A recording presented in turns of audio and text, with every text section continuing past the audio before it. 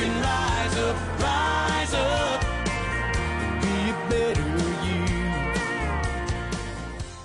About something that you would own that you'd call priceless. Now, what I mean by that is, for example, Jay with Rascal Flatts. Him and his grandpa were like this. He loved him to death. Well, his grandpa was killed in a tragic car accident. But his priceless thing is he has the lunch pail that was sitting beside his grandpa that day. Oh, and he keeps that. When I went, when my mom passed away and I went up to the funeral home, I went in there and they walk up and they go, "Here you go, Mom always wanted you to have these." Of course, I didn't talk for the next hour after they handed them to me, but it was her diamond set. So these rings in my wedding band are from my mom's wedding band. So this is priceless. Oh, that is nice. Do you have? But then I've talked to other people that the priceless thing was a pen they got from the hotel at St. Jude with the duck on it. They said it was our greatest vacation. Do you have something that you can call priceless? I've got a note that stays buried down in my drawer, and it stays on the bottom of the drawer. I keep it. I know where it's at. My stepfather, who raised me from 3 to 18, he passed away when I was 18 years old. Not long before he passed away. He was a great guy. He was a great dad. Not long before he passed away, I had senior week at the beach, Myrtle Beach to be exact. And, of course, as a senior in high school, 18 years old, you're not old enough for alcohol, but you want it. Right. So, I begged my stepdad to, and my stepdad was not a giving guy. He was a very, very stern. This is the way it is. And there's no my questions. way or the highway. Right. And he would show you the highway. He'd throw you to the highway, actually, yeah. But, he was a very stern man, and because he just knew, he's like, well, So he ended up going, I was on the day I left for the beach.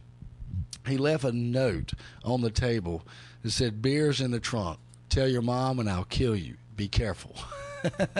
And he bought me like 5 cases of beer because I was gone all week, which it sounds like a pretty stupid story, but this is a guy who would never do something like that. But he trusted you. Well, yes, without a doubt. And he shouldn't have. I'm kidding.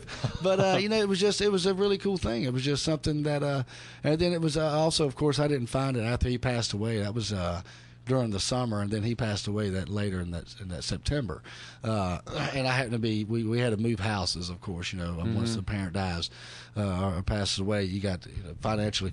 So I ended up cleaning out everything, and I found this note, and it meant a lot at the time, but of course that was a big thing I figured I'd hold on to. Do you realize what a profound statement you made, and you probably didn't realize it just then, but to talk about economically what it was like growing up as a kid. Oh, yes. As soon as a parent dies, we had to move houses. Oh, not everybody has to do that. You're exactly right. And not to mention, thanks to Uncle Sam, because my parents had bought this old farmhouse and refurbished it and done everything, when my mom sold it, now she had to pay the taxes on it. We almost couldn't afford to buy a smaller house. So nobody takes it easy on you when you lose something like that. I mean, there's no doubt about it. So definitely something. I wrote something down the other day in a song, and it was one thing about a self-made man: he's never got it made.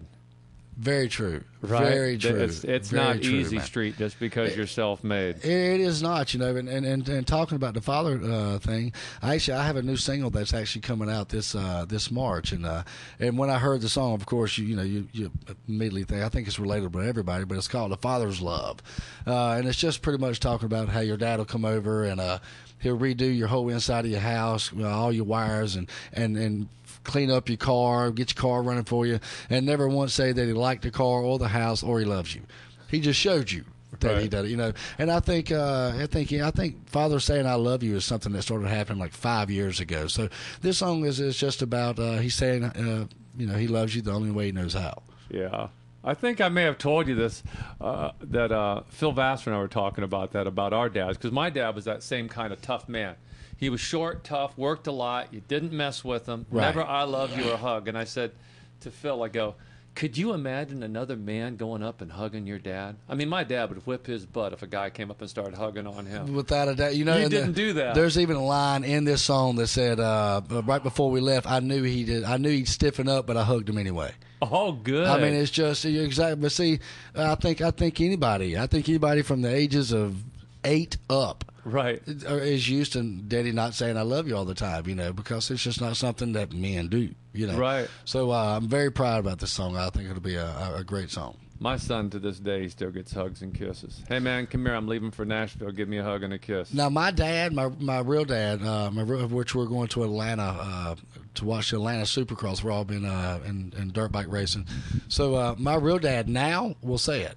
Mm-hmm. Like I said, but that only started, 4 years ago, give or take. And he's been through some stuff, as far as like, he had prostate cancer and stuff. So, and that'll change you. Yes, it will. It'll make you step back and go, okay, let me what's go ahead important? Yeah, exactly. And I think it did it to him. And he's all good. Everything's good and back to normal now. But it is something, yeah, without a doubt. You can rise up, rise up.